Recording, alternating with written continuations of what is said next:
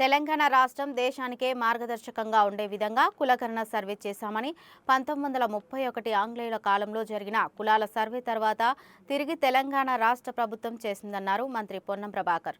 మా నాయకుడు రాహుల్ గాంధీ భారత్ జోడో యాత్రలో ఇచ్చిన మాట ప్రకారం కుల సర్వే నిర్వహించామని తెలిపారు. కాంగ్రెస్ పార్టీ ఎన్నికల సమయంలో ఇచ్చిన హామీలను సైతం అమలు చేస్తుందని, ప్రజలకు ఇచ్చిన ప్రతి మాట ప్రభుత్వం నిలబెట్టుకుంటుందన్నారు. 85,000 మంది పర్యవేక్షకుల ద్వారా 1,12,00,000 ఇండ్లు తిరిగి మేము అడుగుతా ఉన్నాం. ఇంత పెద్ద ఎత్తున ఒక పర్యవేక్షణ, దీనికి సంబంధించిన ఒక చట్టబద్ధత, దీనికి సంబంధించి ఒక ట్రాన్స్పరెంట్గా ఈ కార్యక్రమం నిర్వహించి శాసనసభలో చర్చకు పెడితే ఎవరైనా ఈ యొక్క కుల సర్వేలో భాగస్వాములైనటువంటి వాళ్ళు, కుల సర్వేకు సంబంధించి సమాచారం ఇచ్చిన వాళ్ళు మాట్లాడినా బహిష్కరించిన అర్థం ఉంటుంది. నా కేటీఆర్ గారు కానీ, హరీష్ రావు గారు కానీ, కేసీఆర్ గారు కానీ ఈ యొక్క సమాచార సేకరణకు ఎక్కడ రెస్పాండ్ కాలేదు, వాళ్ళు సమాచారం ఇవ్వలేదు. కానీ సభలో మాత్రం ఇందుకు నిరసనగా బహిష్కరించిపోయారు. అసలు వాళ్ళకేం హక్కు ఉందని అడుగుతున్న బలహీన వర్గాలకు సంబంధించి కనీసం న్యాయం చేయాలనే ఆలోచన లేనటువంటి వాళ్ళు. అధికారంలో ఉన్నప్పుడు ఈటల రాజేందర్ ఒక బలహీన వర్గాల నాయకుడిగా నేను కూడా ఇచ్చేదారంటే మెడల్ వంటి బయటికి ఎంటేసినటువంటి పరిస్థితి మనందరం చూసినాం. ఇవాళ టీఆర్ఎస్ పార్టీకి సంబంధించిన రాష్ట్ర అధ్యక్షుడు కేసీఆర్ గారు, కార్యనిర్వాహక అధ్యక్షుడు కేటీఆర్ గారు, శాసనసభ పక్ష నాయకుడు కేసీఆర్ గారు, ఉపపక్ష నాయకుడు హరీష్ రావు గారు. ఎట్లా సాధ్యం? ఒక పదవి బీసీకి ఇచ్చిండ్రా, ఒక పదవి ఎస్సీకి ఇచ్చిండ్రా? మీరేం మాట్లాడినా మాట్లాడే బలహీన వర్గాల న్యాయం. ఇప్పుడు జరిగినటువంటి ఈ అంశం మీద మాత్రం విమర్శ చేస్తూ ఉన్నారు. భారతీయ జనతా పార్టీ ముఖ్యమంత్రిని బీసీ చేస్తా అన్నారు. ఆఖరికి శాసనసభ పక్ష నాయకుడు పాయల్ శంకర్, ఆదిలాబాద్ ఆయన మంచి బీసీ నాయకుడు, ఆయన చేయలే, మహేశ్వర్ రెడ్డి చేసిరు.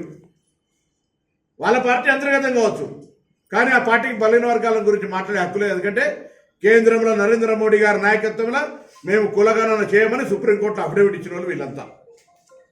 బలహీన వర్గాలకు వ్యతిరేకులు వీళ్ళు.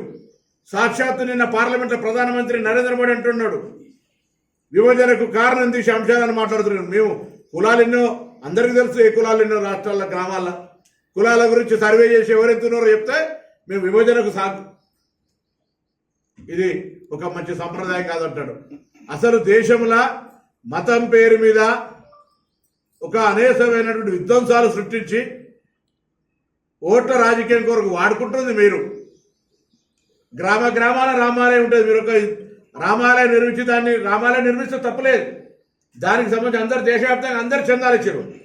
దాని ఏదో ఎన్నికల కొరకు వాడుకునేటువంటి పరిస్థితి జరగడం, ఈ విధంగా చేసి మీకు బలహీన వర్గాలకు సంబంధించిన అంశం మీద మాట్లాడే హక్కు లేదు. ఇక సర్వేకి సంబంధించిన బీసీ మేధావులు, బీసీ ఉద్యమకారులు, బీసీ విద్యార్థి నాయకులకు నిన్న కూడా విజ్ఞప్తి చేసినాం. రేపు హైదరాబాద్ దగ్గర వాళ్ళందరినీ ప్రత్యక్షంగా కలుస్తా ఉన్నా. నేను ఒకటే కోరుతున్నా మీ అందరికీ, ఇలా తెలంగాణ యావత్ ప్రజానికానికి 1931లో ఈ కుల సర్వే జరిగింది. 2011లో జనాభా లెక్కలు జరిగినాయి. 2021లో జరగాలి, కరోనా వల్ల జరగలే. అది ఇప్పటి వరకు కేంద్ర ప్రభుత్వం మనం జరపలేదు. ఆ యొక్క జనాభా లెక్కలలో బీసీల లెక్క కూడా తీయమని రాహుల్ గాంధీ డిమాండ్ చేస్తుండు. రాహుల్ గాంధీ డిమాండ్ను నీ కులం ఏదో చెప్పమని ఉల్టా ఆయనను విమర్శిస్తున్నారు. రాహుల్ గాంధీ అంతే ధైర్యంగా పార్లమెంట్లో చెప్తుండ్రు, ఒకనాడు ఇదే పార్లమెంట్లో ఈ జనగణన జరుగుతుంది, ఈ జనములో ఎవరెంతో వారికి అంతా స్పష్టంగా చెప్తా ఉన్నాడు. సుప్రీంకోర్టు ఆదేశాల మేరకు 50% ఒక నిబంధన ఉంది. దాన్ని కూడా జనాభా ప్రకారం ఎత్తేయాలని చెప్తున్నాడు రాహుల్ గాంధీ. ఇంత దమ్ముండి మాట్లాడుతున్న పార్టీకి సంబంధించిన వాళ్ళం ఇలా తప్పు చేస్తామా?